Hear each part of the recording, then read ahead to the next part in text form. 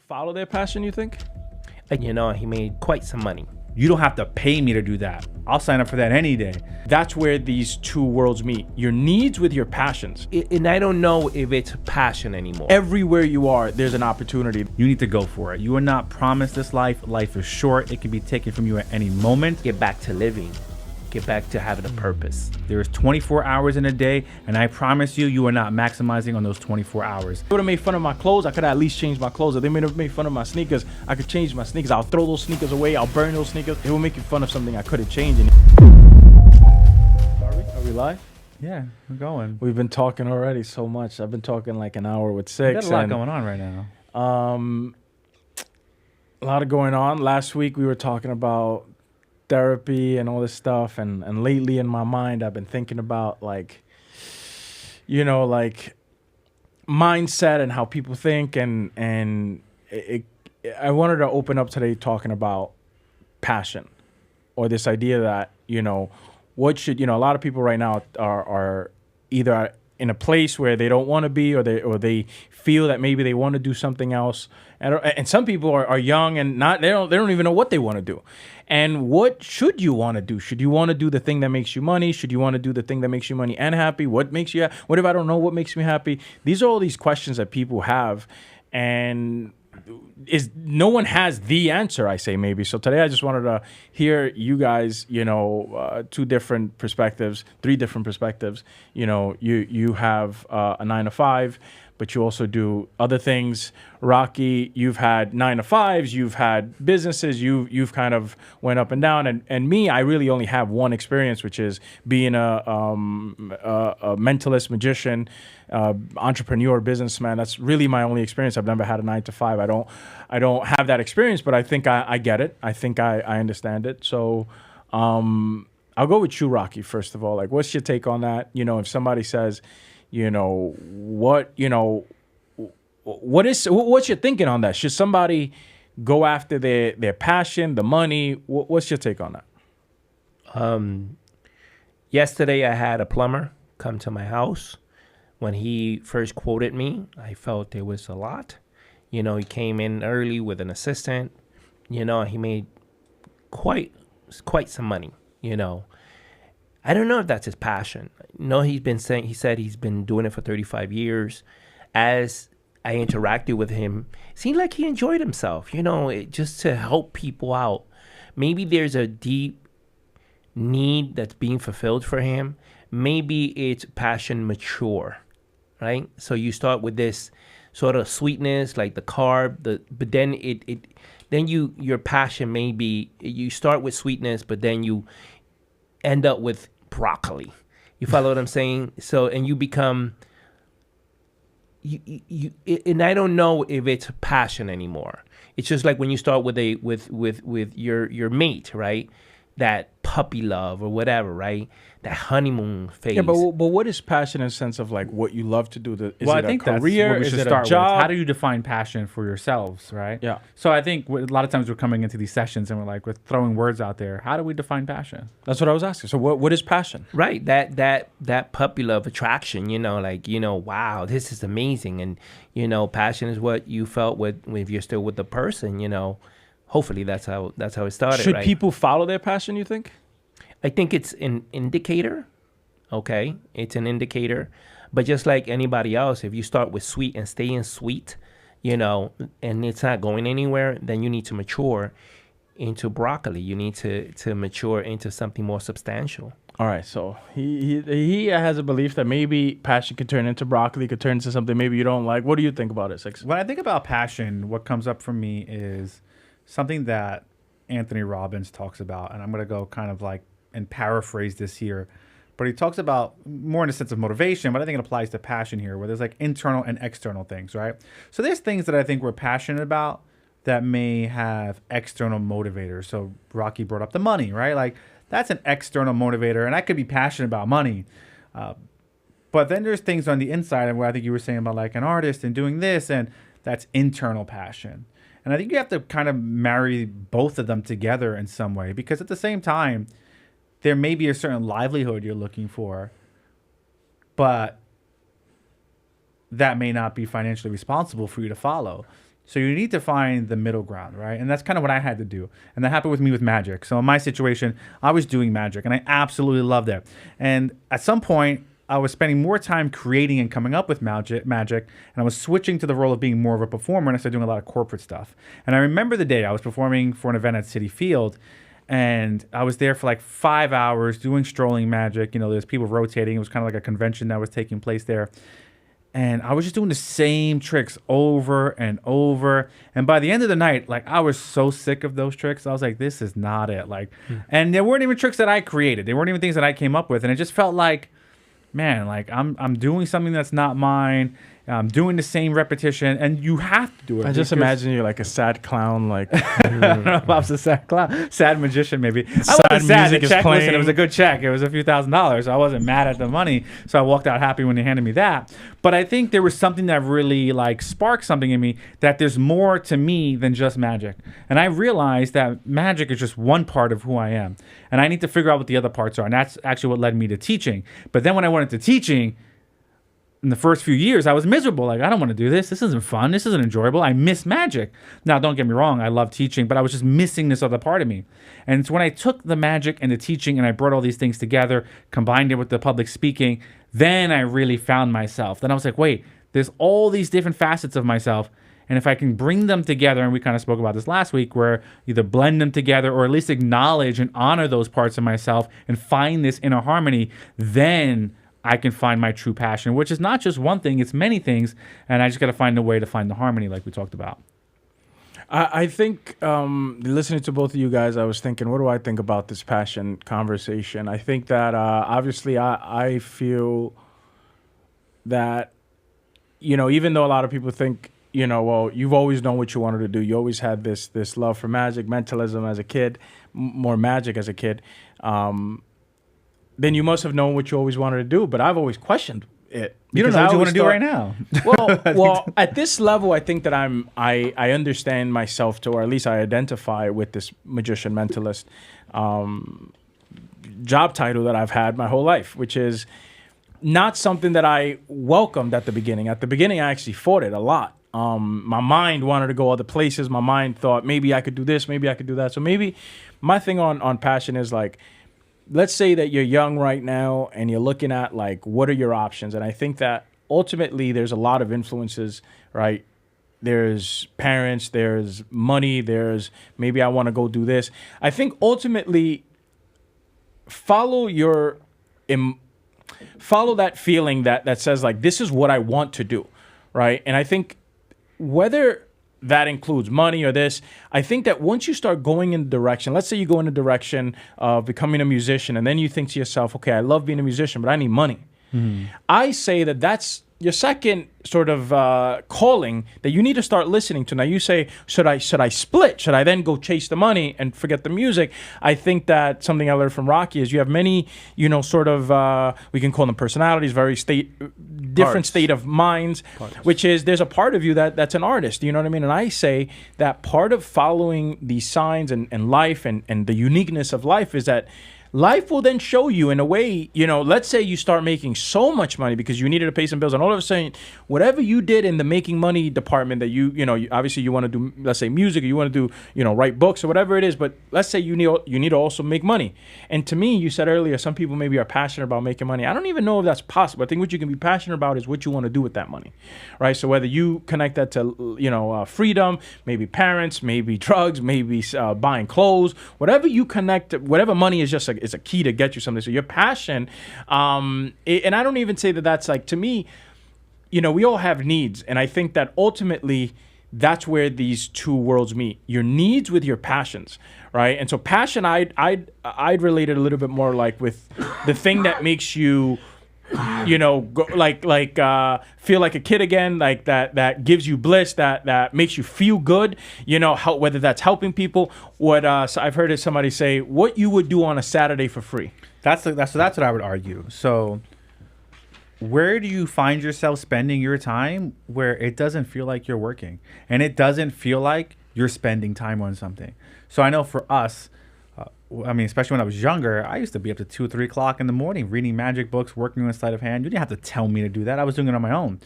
even now, there's things that I'm passionate about. Like I love chess. I'll be playing minute games on my phone every chance I get, and even watching YouTube videos on specific topics and self-development. And we're talking recently about Russell Brunson. Is there not Russell Brunson? What's his name? Yeah. Russell Brunson. I'm thinking of Jalen Brunson in my head. That's why I'm getting confused. Yeah. But shout out to Jalen Brunson. Let's go Knicks. But in my brain, I'm like, there's these things that I just love to watch and absorb information on that nobody has to tell me to do this. I love naturally researching. We have conversations. I'm the first one to go start Googling, finding things. And this guy said this day, and this is the first person to say it. You don't have to pay me to do that. I'll sign up for that any day. And tapping into those things, right?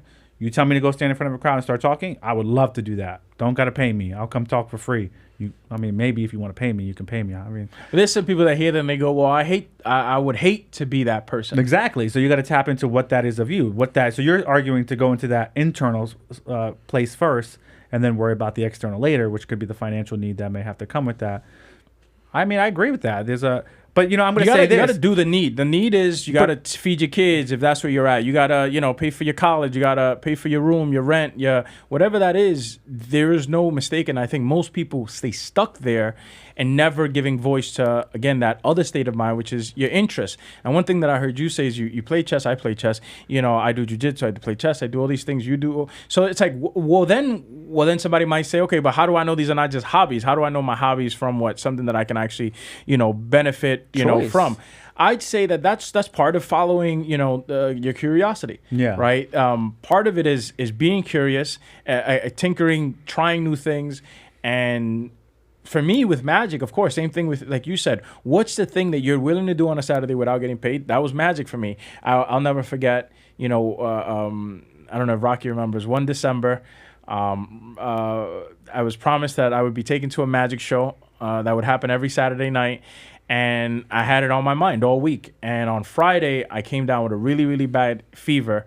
And Saturday, we were hoping that I wouldn't have it. And I did still have it. I still had a fever. And it was snowing. And it was really cold and nasty outside. Every reason not to go to this magic show. We could have just went the next week because they had it every Saturday. And I was so committed to this that I had to go. And it wasn't a magic show that I was performing in. At this level, I was just watching it. I was just a fan of magic. And to me, one of the best gifts that you did as a parent was that you what is it, like, fan that flame. You didn't put that flame out. Now, I don't know how many interests I had. I might have had several. I think I was interested in ants at some point as a kid, or maybe you got me some ants. I've always liked ants. Those are pretty smart little insects. But you want to foster that in your kids. You want them to be curious, but at the same time, you want to.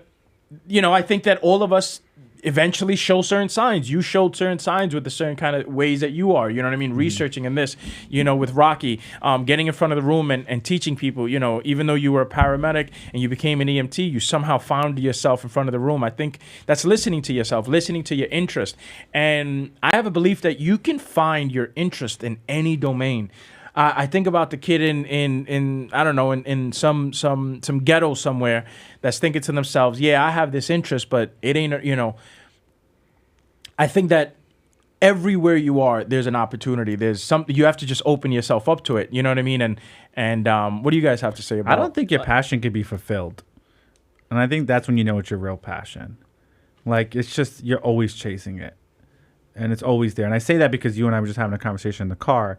And it could be fulfilling, though. You have ideas and you're like, I want to do this. And people are asking me, like, they want to learn these tricks. And like, what do I teach them? How do I go about it? And, a part of you is like, well, like, I don't feel like I'm passionate about that, or that's not my thing. And how do I deliver for people and what they really want? And I think the passion drives you. You don't drive your passion. Well, it's a lot. So, passion, you said, what would you do on a Saturday if you weren't going to get paid? That's fine, but that Saturday, I assume you're not taking off from work to do that. So you pointed to the fact that we have to be responsible to making sure that the part that's responsible for paying those bills is doing that job to get those bills fulfilled. And then Jim Rohn says, the motivational speaker, work part-time on your passion and full-time on your 9 to 5 until your passion is able to become profitable, and hopefully it does. So, but I don't think that people understand that. I think that someone may follow their passion in their basement, following their passion, but the other part, the responsible part, it didn't kick in. So I think it's one, you become that part that's responsible for being a responsible person. I just thought about how hard that is for most people, though, right? I think about, like, okay, you're old, you have, not old, but you're older, you have bills. What do you say to that person? Somebody that's saying, look, I have hard time figuring out the first part, trying to pay the bills. Part of my, which is why I'm not focused on my passion. Because I'm trying to do what you're saying. But life is not about one or the other. Life is about both. And as we spoke about before in my book, the idea of being a magician in your life, not accepting reality. And what happens is, what you're saying is, I'm just going to accept the reality that I can't do this thing because I have to do this, this, and this, and there's no other way. That's accepting reality. Now, a magician looks at this and goes, well, I can turn this into anything that I want. Doesn't mean it's going to be easy. But what if I reimagine my life in a certain way? Now that's going to come to strategy and ideas. Okay, how can I spend time here? How can I do this? It's going to vary. But there are people who are making money off of living. They're documenting their life with their children. So they're passionate about certain things, but they got to take care of their kids. But now they're vlogging with their kids, right? So you can find ways to merge things together. Now, maybe not be exactly as you want it to be. Yes, I want to be an influencer on the beach every day. Yeah, you may not be able to do that, but you may be able to be an influencer in some way and guide other parents to taking the kids. Rocky's saying somebody that has to focus on their bills first, right? Mm-hmm. I'm not saying that they can't, that it can't come true. I'm saying that most people don't take care of part two because they're caught up on part one. I do agree. You are a magician in your life, and I'm saying that part one and part two get handled, but I think I don't know if it works in order in the sense that he's saying. The magician doesn't say, let me go pay my bills first so then I can do my passion. But you said, because I had to take that approach for a while, and I had to go that way. Right? When I wanted to teach in the beginning, I mean, paying for grad school and all that, yeah, I had to put my money first to make sure that my bills were paid. So that's what I'm saying. And then later, I was able to reinvest back in my magic and develop a show and write the things I want to do, is spend time writing a book and invest in a book. That's why I didn't think have that opportunity. Follow your passion has a bad vibe with a lot of people, a bad rap. And that's because, you tell these kids, follow your passion, follow your passion. You may be encouraging what I call irresponsibility. If they will forego the time that they're supposed to be making money to pay off some certain responsibilities they have, right, to go and follow their passion, then the part that's the responsible part isn't being given its proper space at the table. And he or she needs a proper space on the table. And then, part-time, you work on your hobbies. But in NLP, we talk about chunking it down, right? So in your case, Six, you did magic, teaching, and you're doing podcasting. But I believe as Anthony Robbins is also an NLP, if you look underneath and you start to unpack all these things, there are two things that come true. They say that at the core, we're looking for contribution and love. Yeah, 100%. So so basically it may show up with magic. It may show up with teaching. It may show up as you being one of the greatest mentalists. It may show up with this podcast. We want to contribute. We want to show our love. We want to give. Mm-hmm. You know what I mean? After we're set and our needs are set, thank goodness, we're okay, all three of us. I don't think we have financial needs as like many people. So we're able now to go up the Maslow hierarchy and go to that self-realization where you're trying to give and contribute. Mm-hmm. You follow? What do you guys think about that? No, I agree. I mean, we all know the secret to living is giving, right? The idea that our philosophy is contributing beyond ourselves in life, right? That's sort of the philosophy that we all live by. And that's definitely something I always think about, is like, I probably wouldn't do something like if it wasn't like helpful to other people, because that's something that I care about, right? Like, I want to make an impact because I understand what it means to be on the other side where I had nothing and I was depressed and I was sad, and I want to help people avoid those situations or find ways out of those situations. How'd you find a way out of it? You know, I think magic was a huge part of that. I think it really helped me take my energy and place it in different places when it could have been in worse places. I think part of it was luck and being in the right situation. So the idea that I became friends with you, that then brought me to Rocky, that then brought me to Secrets of the Millionaire Mind, that then brought me to other books that I read, and this journey of self-development, I don't know if that would have happened otherwise, right? So circumstance plays a role in that. But at the same time, you know, we've spoke about this before, where sometimes, and I tell my students this, like, you know, people say, well, I don't have that person. And I tell my kids, well, I am that person in your life right now. I'm here in front of you, and I'm telling you that you can make it and you can do it, and here's how you can do it, and here's books I'd recommend. So if you feel like you don't have that person, guess what? You just found that person because you're here. So that's important to me, right? Because, you know, for my kids, you know, I was a high school dropout. I hated being in school. I was arguing with my teachers, getting in trouble in the hallways. So I can build connections with these kids now and understand what they're going through and speak to them differently. Because I understand that they're not just trying to avoid something, they're dealing with something, and they need to be seen, they need to be heard. What's your drive talking to these kids then?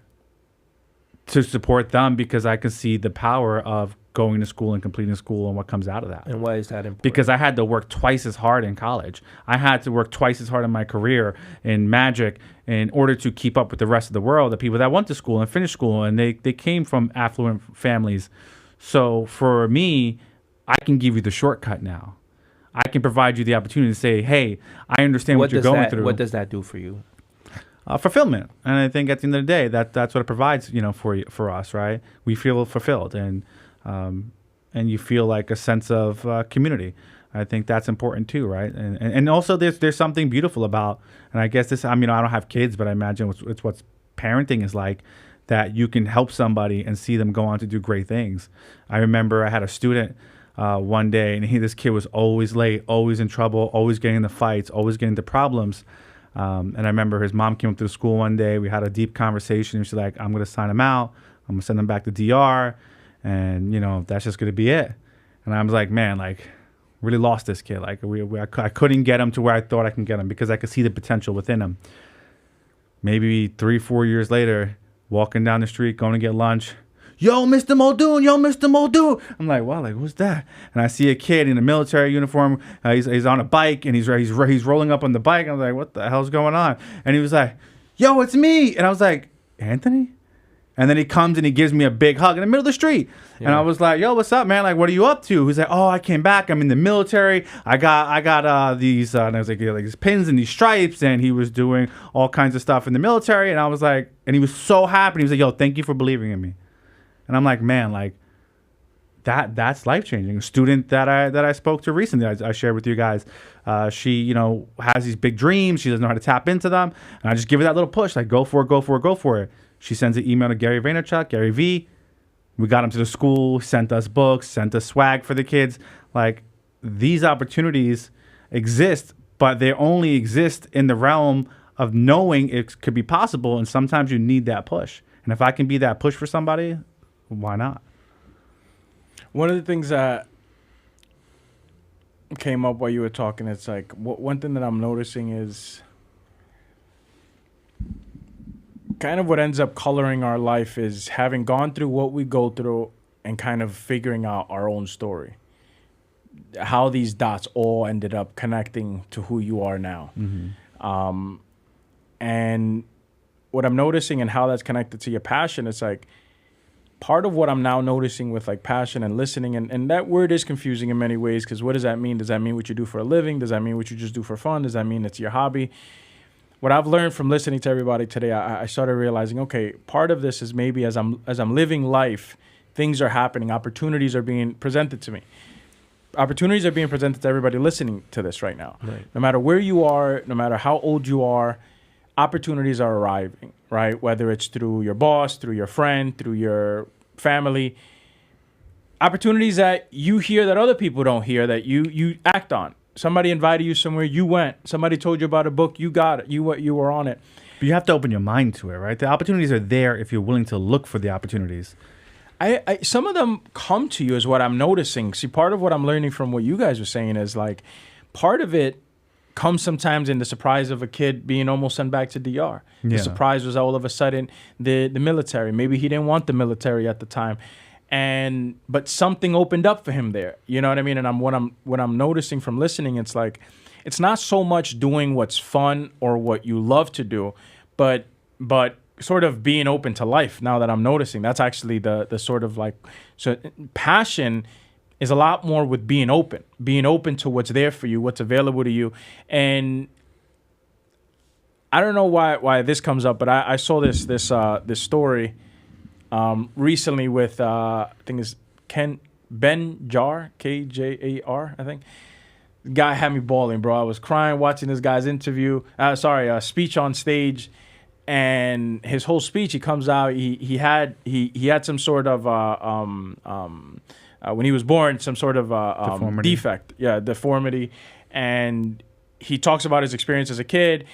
And you're watching him, and the first thing you notice is right off the back, this guy's like, he's built, like he's dressed fine, like he's all right, man. This guy's like, he got some swag on him.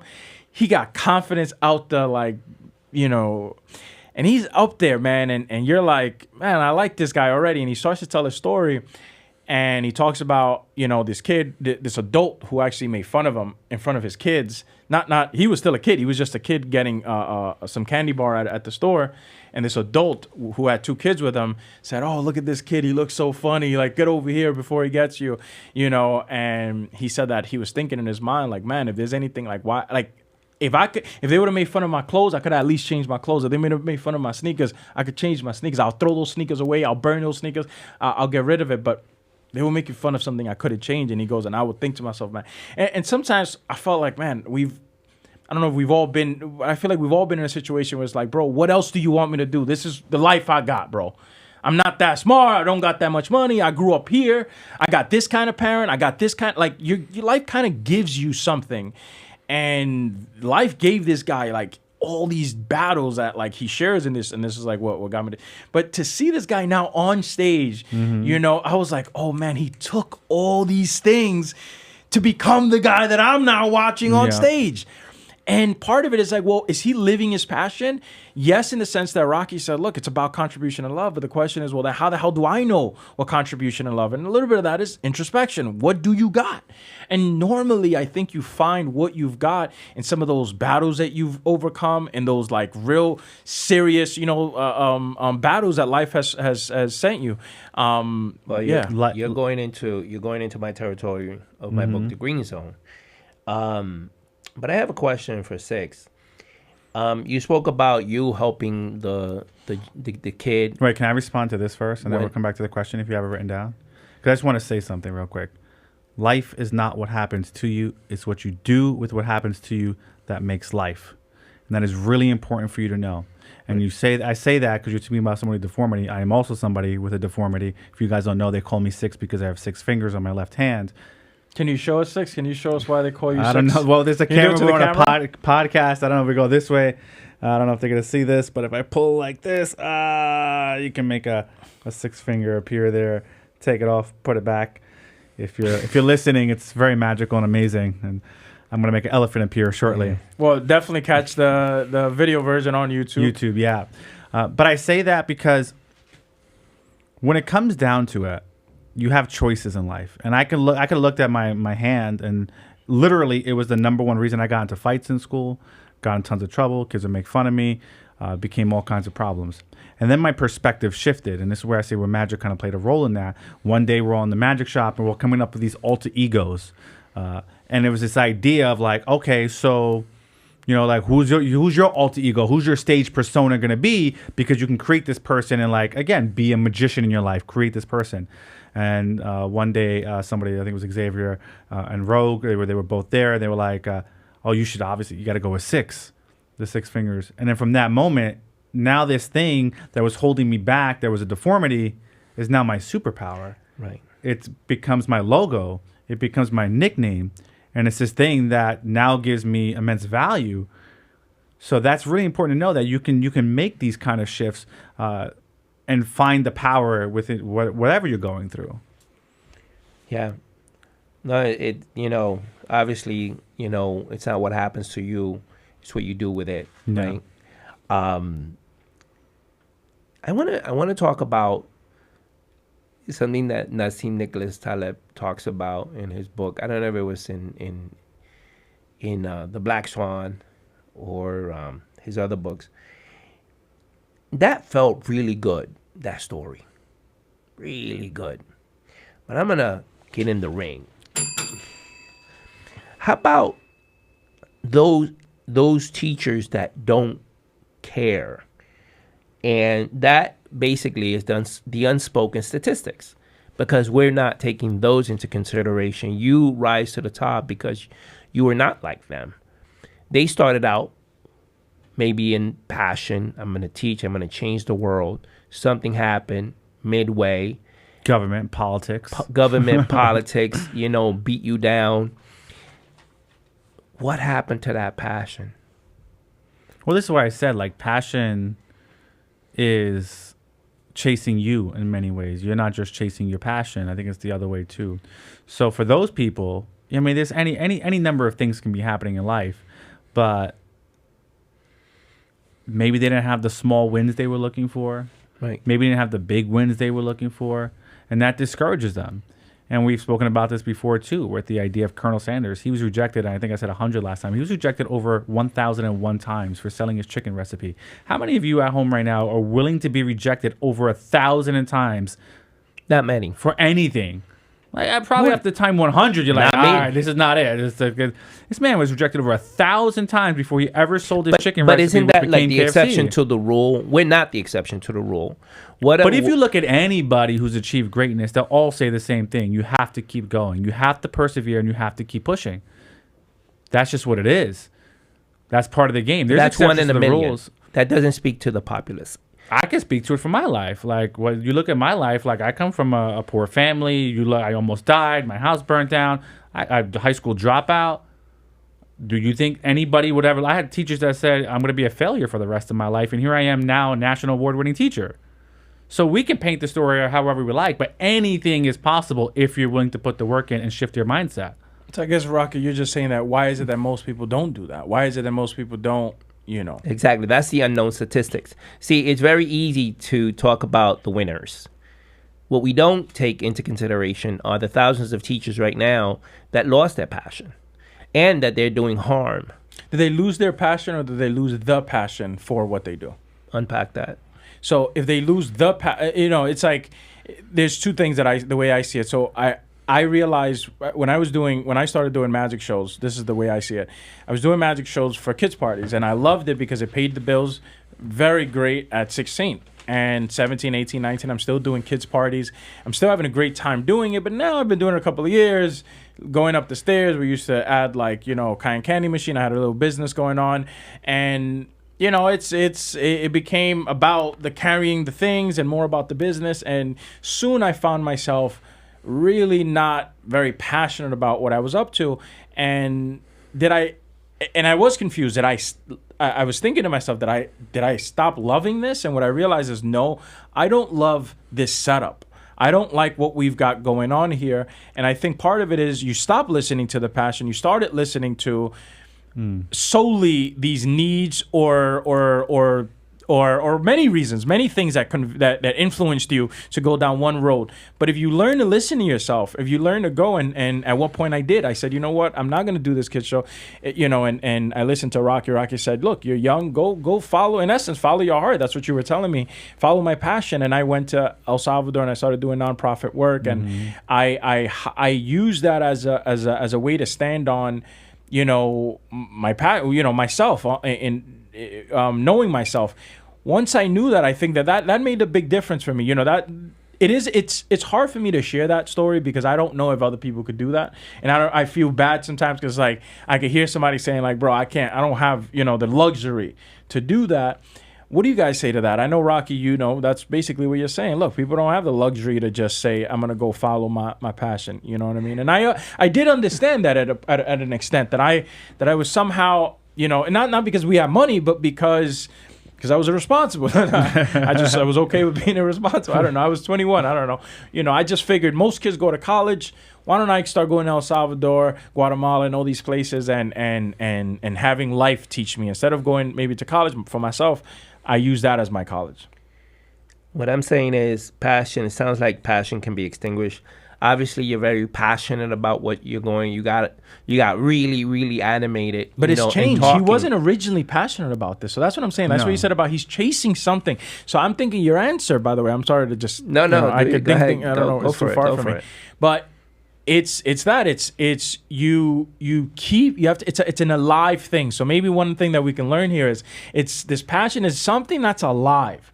And that needs to be looked at. And so if it becomes dead, how does something become dead in a relationship? Well, you just take the person for granted, right? You love them, the puppy stages, which you were calling it. And I say that if you've been in a long relationship, you start realizing that relationship needs to evolve if it's going to maintain a certain kind of passion, right? So it's not the kind of passion about, oh, we're going to go to the movies. The passion might have been about the house now. The passion is about, just spending some time together or whatever it is, having coffee together.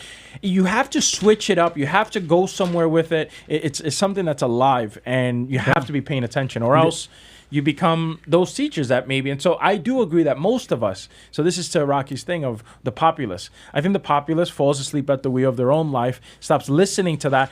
But I'd say that it's not easy. They don't go down easy. Life is also at the other end beating you down. Life isn't here to play fair. But they're also probably driven by fear, right? Because if you're really someone, now, again, this is going to tie back to mindset. So I understand that I want to be great at whatever I do. That's my own driving factor. But at the same time, I don't let fear stop me from moving ahead. I know things are going to be difficult, but I also trust myself to find ways through it. And a lot of people may not have that. So when there's teachers who've been in the field and profession for a long time and they realize their passion burns out, they should probably switch careers or make a change in their life, but they're fearful, or maybe they feel stuck, and mindset's going to matter there. And maybe they are stuck. Maybe they're like, listen, I got kids, I got a wife, I got a house, and they're going to be like, there's nothing I can do. So that's important. You got to acknowledge that to some extent. But then the question becomes, how do you find that passion? And to think that these people have no passion in their life, I mean, I'm sure they're passionate about something, right? Like, if you're scrolling through TikTok right now, you're passionate about scrolling through TikTok because you're looking for dopamine hits. I think that's a misplaced of the Okay, maybe word. it's not necessarily a passion, but you have something that's driving you, an external factor that's driving you. So push for that. But you have to see that distinction. If you don't see the difference between scrolling on the internet, shopping, feeding your dopamine, feeding just feeding. But there's people that then become personal shoppers, and that their living is the passion of being able to shop for people. But again, there's a deeper so something's meaning. coming up. They're helping other people in some that sense. Passion, that fire seems to come across. So this is the distinction that I think somebody listening can get. You have to listen carefully on what's coming up when the word passion comes up for yourself.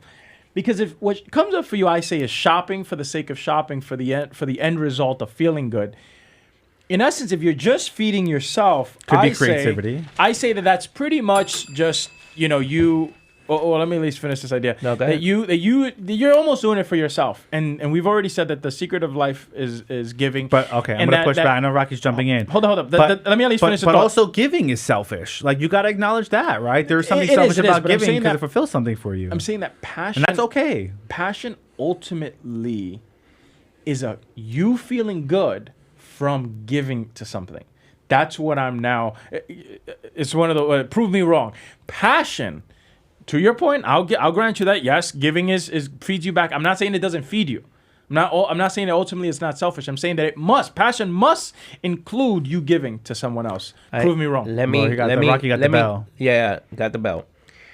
I like a couple of things. You said passion, fire. I like that. I said reignite the passion. And I like where this is going. I think that the takeaway, at least for myself, is this. Passion is like fire. You said passion, the fire. We need to continue oxygenating the fire. Mm-hmm. And that's, like you said, is dynamic. It's a practice. It's something. Maybe the teachers, that oxygen, they were perfusion there. They were perfusing their passion, it usually dies. Stifled by politics and new rule changes and new superintendent. Now you have to do this. It's exactly. Like, well, I don't get to do the thing that I love to do anymore. Or maybe life is trying to say, look, there's something more that I want to show you. Don't just stay there. Right, it could say that. However, my takeaway, and thanks to you both, is I see, whether it's a relationship, whether it's your career, there's no guarantee. My passion is a fire that I need to continue oxygenating. You know what I mean? So Jordan Peterson, when he says, don't take your relationship for granted, do you have, date nights with your wife, although you've been with her for 20 years? What are you doing intentionally to oxygenate that relationship? What are you doing intentionally to oxygenate your career? To your case, maybe to oxygenate your career is to bring it to a close, or go to the next level, or, go and find out what was it that got you in there. And maybe it should manifest in something different. But that's what I'm getting right now. So I'm going to hit you guys with this, though. So this is interesting. Let's look at the definition of passion. Strong and barely controllable emotion. So I think that's important too, that there's part of passion you don't have control over. So you do have to keep feeding it, but that flame has to somehow be there on its own will, because you can only barely control it, right? So I think that's important to acknowledge, right? You got to trust that inner feeling. What is that inner feeling telling you about the things that you do that bring you joy, and that make you feel fulfilled at the end of the day? So the great Biggie Smalls said, it was all a dream. Never make moves if your heart's not. Only make moves when your heart's in it. And to me that, maybe it's funny how much I you give quotes of philosophers. I give quotes of Jay-Z and Biggie Smalls. Because growing up, these were our philosophers. But it was like something to live by, man. We don't make moves unless like my heart is in it. You got something that's been going on with us is like behind the scenes. We're thinking about like, what's the next move? What's this, Devontae? But that's not true either, because you're not following your heart. You literally are playing mental gymnastics when you talk to us. In what sense? In the sense of like, well, I think this and I think this, and we're telling you this, and you're like, well, I feel this, but I don't know in my mind. Like, you have to convince yourself mentally. It's almost like your brain has to convince your emotions that like this thing is real. Like, you have to sell yourself on ideas. And we were just talking about that would a that couple be days ago. Oxygenating? Yeah, I wonder if like then does your mind then play a larger role in your passion? I think the mind is usually, yes, your mind is trying to bring language to this emotion. If passion is an emotion, then your mind is trying to Let's take this idea. We're talking about doing an online course, what that course looks like. At first, Rocky brought it up. I was like, I'm in. Let's do an online course. There's a lot of things that we talk about, have knowledge on. And you're like, nah, not for me. My heart's not in it. It's not in what? In creating a course. That's not true. Well, you want me to explain it to you? Yeah, sure, but of course. Yeah. You laugh because you think you understood it, but it's not. Let me explain. And I think it's nuanced, right? So it just can't be painted black and white. And part of this is how I've ran my whole life, which is I don't make moves unless my heart is in it. So my heart is in trying to first figure out what is it that my audience would best get from me. That's priority to me. Mm-hmm. Not just saying that I had a course so I could just tell everybody, hey, by the way, I got a course. Go buy it. I don't care about that. Or somebody might say, well, why don't you what about the experience? I don't need the experience. What I want is to add value. And then we just said is I need that fire. I don't choose the fire. The fire chooses, right? So there is something that's driving me to want to start teaching my audience. What that is, I don't know, but I know that I'm passionate enough to keep following this flame. And what created that passion? Because a few days ago, you didn't have that passion. And it was very clear. Like, I have no interest in a course. I don't know what I can give to people right now. No interest in that. Mm-hmm. 3 days go by, and now you're like, I'm ready to do a course. I'm going to tap into what I think I can do. What set that off? So sometimes fear? My argument, no, because he took a 3-day online course. You can talk about it if you want. Right. We don't have to plug him.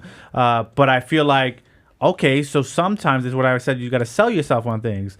Your passion can then be ignited by outside sources, right? So it's not always just us oxygenating and then kind of arguing my own point where I said kind of that passion is something kind of uncontrollable that's internal to you, but maybe you can also find that passion from outside sources. But of course, that's what that guy... To me, the passion was always there. What you're trying to say, and this is what I think...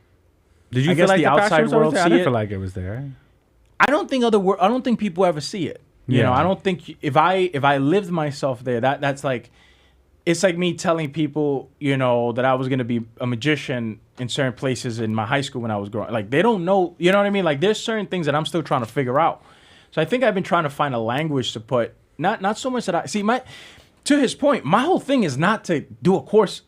My thing is to contribute. I'm trying, and so that passion to contribute has always been there. Your question was why all of a sudden you want to do a course. It's only because I think that In a 4-day span, right? So you had the spark lit. No. What you guys invited me to do was you guys have worked on your own ideas. For how long have you worked on your book? It's been like not a long time, surprising, maybe a year now. He said not a long time, a year. Surprising. How long Yeah. you been working on That's the on Green my Zone? book, The Green Zone, for a while now. Probably 3 years. So y'all were asking me, yo, just come on, you do your part, and I can't disrespect my audience like that. So when you say, oh, now all of a sudden, it's not that all of a sudden I always wanted to do one. I'm just not willing to do anything to say that, oh, let me, because you guys, 3 years, a year, give me a year. Let me figure this out so that I can bring it. All that happened in 4 days was that I got to realize, but that happens in a second. Realizing what your next move is can happen in a second, but it might have taken me a year of discovery, of looking and searching. And then as far as the course you were saying, now that's more strategic. That's like, how do I actually put a course together? You know what I mean? And so that's more like the journey. But the decision of your passion, I think that's something like Rocky said, you have to fan that. I say that I was trying to, having just done it, I would have been forcing it. Versus me, I'm trying to, I guess, find it. Find what is this thing that I want to do. Why? Because I'm finding the emotion. Why? Because the emotion will carry me through this. Instead of me just putting out just anything. But that was our discussions. Like we would sit down and plan, okay, what would be the course that we can best deliver to people and give them the most value? How could you tell me that? That's something to me But that that's has to what we come wanted to from my plan. passion. You can't, that's what I'm saying. It's like, But he's saying what Devo is saying, you guys are legit. You guys are in a certain location, in a certain space, that mindset that I'm not there. I would like to have my heart, using the Biggie Small, lyric. I want my heart to be there, and I think that because we do talk a lot. 4 days in our world, we Hours we each day. talk a lot before the podcast.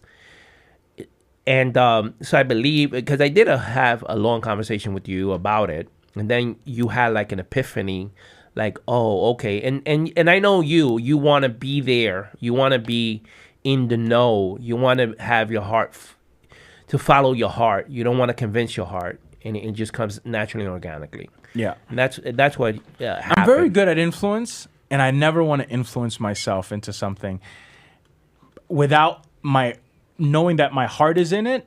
And then maybe there's a convincing of the mind, but the heart and the passion and the emotion, which has no language to it, that needs to be there. Then the language, I think, also needs to match up, right? Like, what does this even look like now? What does it look like? So now, okay, I know I want to help people. Okay, these guys are saying, course. Okay, that sounds like a good idea. So logically, maybe somebody says, why don't you just do it? But like I said, I think I need to be first driven by that emotion. And at the time, I don't think I was driven by that emotion. I didn't have something that I felt like, shit, I got something. But if you're good at influence, maybe that's the next thing we got to talk about. Yeah. That's what I was telling Rocky about, a little bit about. Well, my takeaway as I close is what I got from this is oxygenate your passion, and to oxygenate your passion continuously. That's it. That oxygenate your passion continuously. That is with the person you're with, with your kids, if you have any, with your pets, that's a way of contributing as well. If you have pets, with your business, with your job, oxygenate it. What about teaching that you loved in the beginning? If we're assuming that they went in because they were passionate about it, how can we insert oxygen in their passion again? Mm-hmm. And then again, there may not be any there. It might have, like you said, there's no passion there. How can I? Because it had kind of like, the cycle was completed, so you can't really reignite, or revive, because you're not, like God, right? There might have been something that's already done, and there is no way you can resuscitate that, and it might have been that the person never even noticed that they had something that had expired. But that doesn't mean, to your point, that they can't reignite something, start again, originate something again, get back to living, get back to having a purpose. And that's my point. Pay attention to your body. If you're passionate about something and you can feel it, you need to go for it. You are not promised this life. Life is short. It can be taken from you at any moment. So if there is a passion burning inside of you, go for it. There is 24 hours in a day, and I promise you, you are not maximizing on those 24 hours. And this is your moment, because if you're listening to this, you're now getting the message, and it's very clear. Go after what you need to go after. Trust yourself. Go after that passion. Make the most of your days, and make the rest of your life the best of your life. Sounds like a presidential That's it. close right there. You know, the last thing I'll say is what I learned from this analogy of passion being, when you read the description and it being an emotion, and you bringing this idea of fire. And I like something you said. You said, I don't think you can start it. I almost don't think you can. I mean, maybe you can start that fire with the tools you have, in essence of life. You started the fire. You said the word fire, by the way. It was you. No, I know. I'm saying that you can't. Part of me believes that maybe part of you is finding the fires inside of you, these sparks, and that you fan that fire, and you see where it goes. And some fires can grow, or some fizzle out, and that's okay. Right. You fanned it. You did your best. You go somewhere else. You find another spark, and you fan that. And so the takeaway there is, you know, find those sparks, find what ignites you, and absolutely fan it as much as you can. You don't know where that's gonna take you. And one of the things that came up, this is the last thing that came up to me, was that a lot of what we understand as magic, the real kind of magic, is found in this thing that we're calling it fire. But as I was talking, I was like, oh, this is a lot closer to magic. What do I mean by magic? It's that I don't know what it is, but it makes it incredibly special. And magic in every sense, it opens up doors. It creates the impossible. So if you think about what made Reverend Martin Luther King magic, is that he wasn't just a speaker. There were a lot of people that were fighting for their, but I think that he was so in tune with that flame. He was following that flame for himself. And I can mention others. It doesn't have to be on that spectrum. It could be any spectrum. Special people that you would call magical, I think these are the people that were fanning that flame. And what I mean about that you can't start that fire is that almost that magic you have to find it. The same thing I said about me becoming a magician. I almost fought it. I was fanning it because, because at some point I had to make a living at 16. But it's funny that did become a flame of my life today. But that magic, it's not something that I was trying, in essence. And maybe that's another thing. It's if you find yourself trying, it's not so much living in your magic. Your magic is something that's there that you find and you start to fan. It's kind of like the materials that you're made of, and you use that. And I think, again, for me, I remember fighting it, and that's kind of crazy that you can even fight a passion. But the passion is there. You know what I mean? That fire really does exist. And some people that are listening really know what that is. And some people have a spark that so much noise around their life doesn't even let them see that little spark. You know what I mean? And man, if you really want to learn how to do magic in your life, literally, the way that you could see an Andrew Schultz, a comedian, selling out stadiums, then becomes this huge podcaster.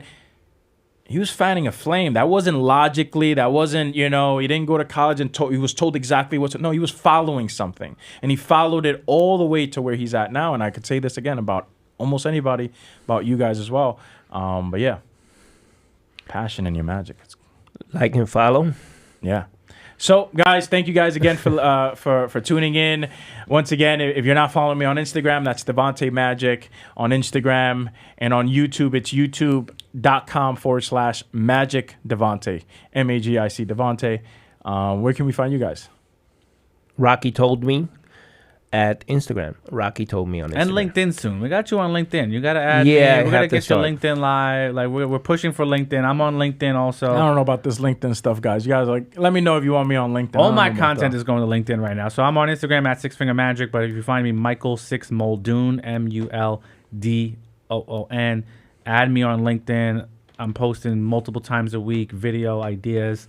It's kind of my hub right now. So if you really want to see what I'm up to, hit that page. And My next thing is also South by Southwest. So if you're going to be at South by Southwest in March, let me know. I'm out there.